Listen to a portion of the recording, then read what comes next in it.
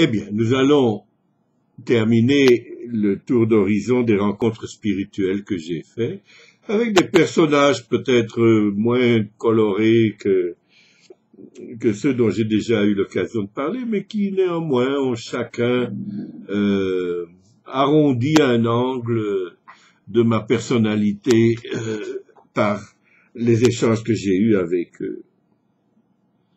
Le premier auquel je pense est un moine thaïlandais qui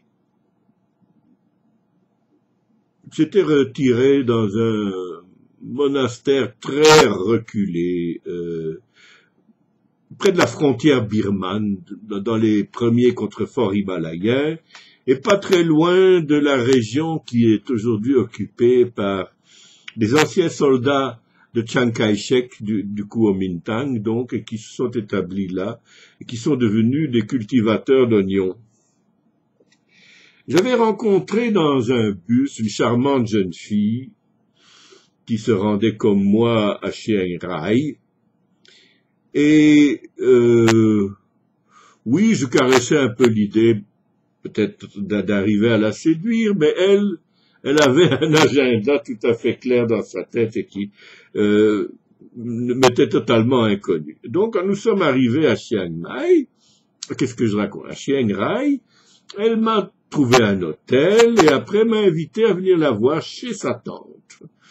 Et donc j'étais reçu chez la tante avec tasse de thé et petits biscuits et elle a dit sur un ton prime-sautier, pourquoi n'irions-nous pas faire une promenade à moto? Et je lui dis, parce que je ne sais pas comment on conduit une moto. Elle dit, mais ça ne fait rien, me dit-elle, vous n'avez qu'à louer la moto, et moi je conduirai.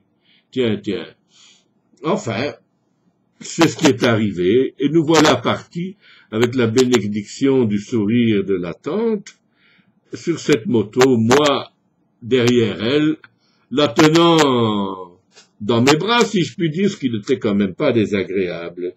Et tout au long de la route, on s'est arrêté tantôt pour converser avec des femmes qui appartenaient à l'ethnie Yao, avec leur magnifique boa rouge et leur turban noir, et puis plus loin, des Akas peut-être, enfin, et ainsi, à mesure qu'on montait dans la montagne, la Thaïlande devenait comme plus traditionnelle, plus authentique avec ses peuplades nomades qui sont venus de Birmanie ou de Chine. Et à un moment donné, on s'est arrêté dans on va dire un bled, je me souviens plus du nom de l'endroit, et nous avons mangé dans une gargote quelconque qui était fréquentée aussi par des natifs de l'ethnie Lahu, et j'ai gardé quelques photos quand même de tous ces belles personnes que nous avons rencontrées. Et enfin, nous sommes arrivés, elle m'a indiqué justement les plantations d'oignons des anciens militaires de Chiang Kai-shek, les fameux membres du Kuomintang, et puis nous sommes arrivés en vue du monastère où elle voulait rencontrer le moine. Alors je me suis tenu à l'écart le temps qu'elle fasse ses dévotions et qu'elle raconte son affaire au moine. Non, je n'ai jamais rien su. Et puis, quand ce fut terminé, le moine m'a appelé dans un parfait anglais et il m'a expliqué qu'il appartenait à une famille patricienne de Bangkok et qu'il avait voulu renoncer à tout le luxe dans lequel il avait été élevé et qu'il s'était fait moine et qu'il avait demandé à être envoyé dans la mission la plus reculée pour justement échapper à toutes les tentations du bien-être qui avait été le sien avant. Il n'était âgé que de 29 ans et il supportait cela avec beaucoup de philosophie. Et je lui avais dit que j'étudiais le bouddhisme comme je pouvais, et que là je butais sur la notion de chitta, qui est la notion d'esprit au sens bouddhiste. Ah, me dit-il, c'est un concept assez difficile, mais je vais vous aider, me dit-il. Et le voilà qui va chercher un petit livre qui était édité à la fois en thaï et en anglais. Alors il dit, vous n'avez pas besoin de la version thaï. Je dis non. Il a pris son rasoir, vous savez, les moines ont dans leur sac un rasoir et un filtre à eau, c'est à peu près tout ce qu'ils peuvent posséder. Il a pris son rasoir et il a tranché le livre d'un coup de rasoir en gardant la partie thaï pour lui et en me donnant la partie en anglais. Et j'ai trouvé ce geste de partage, il m'a touché au-delà du texte qu'il me transmettait, qui était, je dois dire, assez éclairant. Mais ce seul geste, qui venait après un échange tout à fait, comment dire, j'étais respectueux vis-à-vis de lui, mais en même temps, il y avait une sorte de fraternité entre nous, et ce geste m'a été extrêmement loin. Je conserve toujours ce petit opuscule avec un certain nombre de pages manquantes qu'il a gardées pour lui. Ainsi, quand je me repenche sur le concept de Citta, je me dis, le moine, là, il doit avoir conservé les autres pages. Alors, il y a eu, bien sûr, encore d'autres personnes, et je veux maintenant parler d'un Bhante, d'un moine que j'ai connu à Nong Khai. Nong Khai est une localité sur le Mekong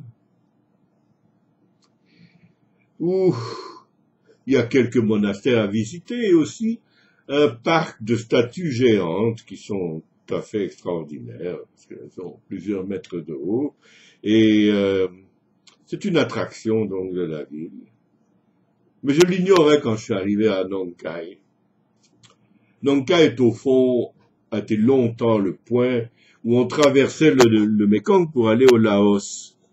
Et depuis, on a construit un pont. Hein. J'ai presque assisté à la construction de ce pont. Je l'ai emprunté. J'étais un des premiers même à l'emprunter.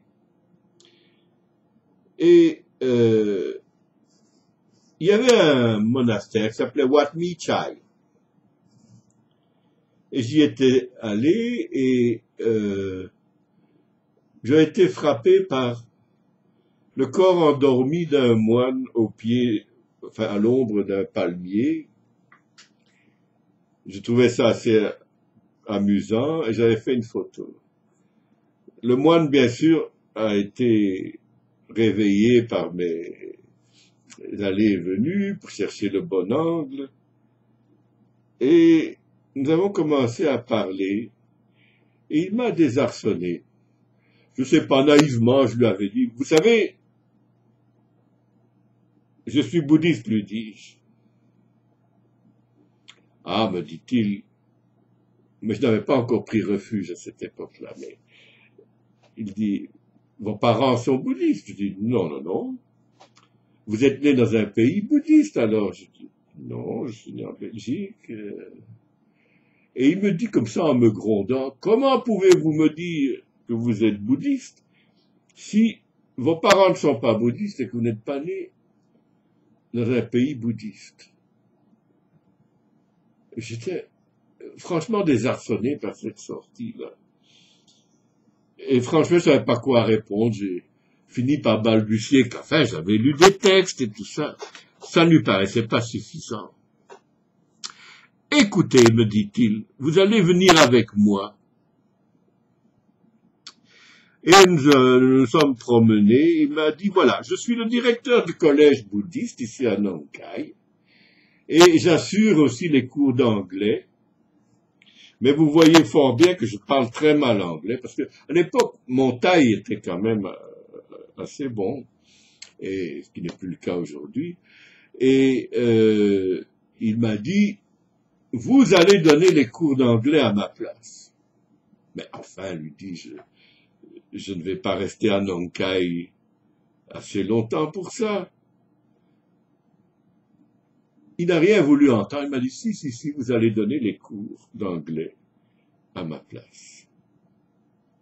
Je ne sais pas, quelque chose m'empêchait d'affirmer ma volonté, de lui dire que je devais rentrer en Europe, que j'avais autre chose à faire que de donner des cours d'anglais au collège bouddhiste de Nong Khai. Et puis nous sommes arrivés à ce collège. Il est entré dans une classe avec moi à sa suite. Les étudiants étaient des moines déjà, hein, en robe safranée.